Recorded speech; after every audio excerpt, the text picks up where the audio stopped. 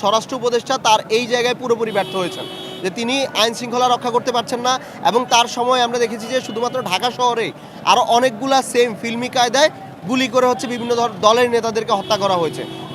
অতএব বাংলাদেশের সকল গোলামদেরকে বলছি, যারা ডিপ স্টেটে আছেন, প্রশাসনে আছেন, রাজনৈতিক দুর্বৃত্তপনার মধ্যে আছেন, বাংলাদেশে আমাকে, হাদিকে, হাসনাতকে, কয়েকজনকে খুন করে আজাদির লড়াই বন্ধ করা যাবে না। প্রার্থীরা কেউ নিরাপদ নয়।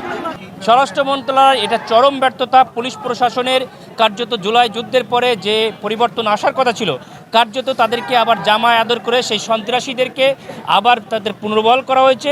তো এই জায়গাতে স্বরাষ্ট্র উপদেষ্টা যে ব্যর্থ, এখানে কোনো বিতর্ক থাকতে পারে না। বরং আমরা চাই নির্বাচনকালীন পরিস্থিতিতে স্বরাষ্ট্র উপদেষ্টা যায় উপদেষ্টার মতো একটা গুরুত্বপূর্ণ পদে বেটার কেউ আসুক, যিনি আসলে এই নিরাপত্তাটা নিশ্চিত করতে পারবেন এবং আমাদের সুষ্ঠু নির্বাচনের যে আকাঙ্ক্ষা সেটি পরিপূর্ণভাবে বাস্তবায়ন করতে পারবেন। হাদি ভাইয়ের অসুস্থতাকে কেন্দ্র করে, তার হামলাকে কেন্দ্র করে সেটার সুযোগ সুবিধা কিংবা রাজনৈতিক ফায়দা নেবার জন্য ইতিমধ্যেই জুলাইয়ের ঐক্যবদ্ধ শক্তির বিরুদ্ধে তারা আঙ্গুল তোলার অপচেষ্টা করে যাচ্ছে, মবক্রেসি করার চেষ্টা করছে। আমি গোটা বাংলাদেশকে আহ্বান করতে চাই, আপনারা সচেতন হন, সজাগ থাকেন।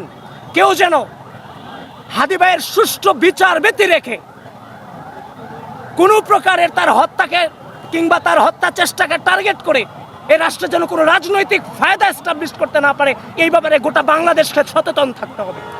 হত্যাকাণ্ডে যেন প্রকৃত আসামি গ্রেপ্তার না হয়, সেজন্য নজরকে অন্যদিকে দিতে এরকম মব তৈরি করেছে বলে আমাদের মনে হয়েছে। তাদের নিরাপত্তা নিয়ে চলা উচিত, কারণ এটা আমি বললাম তো, বৃহৎ কোনো ষড়যন্ত্রের অংশ এটা হতে পারে, এটা আমার ধারণা। এই পুলিশ প্রশাসনের আমূল যে পরিবর্তন সেটা করে নাই। আমি জোর দাবি জানাই উইদিন 7 ডেজের মধ্যে স্বরাষ্ট্রমন্ত্রী পদত্যাগ করে নতুনভাবে পুলিশ প্রশাসনকে সাজানো। আমরা মনে করেছিলাম জুলাই যোদ্ধাদের মধ্য থেকেই এই পুলিশে নিয়োগ দেওয়া হবে, কিন্তু কার্যত কোনো নিয়োগ দেওয়া হয় নাই। সেই আগের পুলিশ প্রশাসন যারা সরকারের দাবিদারি করছে, যারা ষড়যন্ত্র করছে, এদেশের মানুষের সঙ্গে বিশ্বাসঘাতকতা করছে, তাদেরকে পুনর্বহাল করে আবার সন্ত্রাসী কর্মকাণ্ডকে উৎসাহিত করা হয়েছে। আমরা তো আগেও বলেছি যে উসমান হাদি তার যেদিন রাজনৈতিক কার্যক্রম শুরু করেছে এই শাহবাগ থেকে, সেদিন আমাদের দোয়া নিয়েছে এবং ওর প্রতিটি স্টেপে আমাদেরকে গেস্ট করে, ইনকলাব মঞ্চ প্রতিটি গেস্ট করার চেষ্টা করেছে, আমাদেরকে প্রতিটি প্রোগ্রামে দাওয়াত করেছে।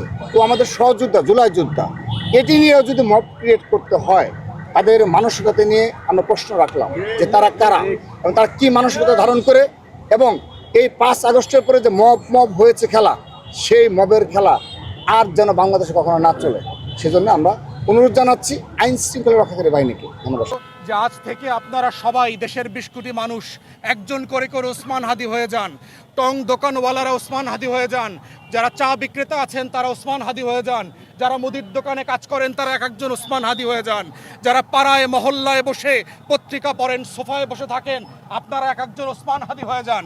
বাংলাদেশের পাড়ায় পাড়ায়, মহল্লায় মহল্লায় প্রত্যেকে যখন এক একজন ওসমান হাদি হয়ে যাবে, দিল্লির আধিপত্যবাদ, নয়া রাজনৈতিক দুর্বৃত্তপনার যে ক্রিমিনাল গ্যাং, কোনো ফ্যাসিবাদী শক্তি, ডিপ স্টেট, প্রশাসনের হাতে লুকিয়ে থাকা দিল্লির গোলাম, কেউ আমাদের আজাদির চোখের উপরে চোখ রাখতে পারবে না।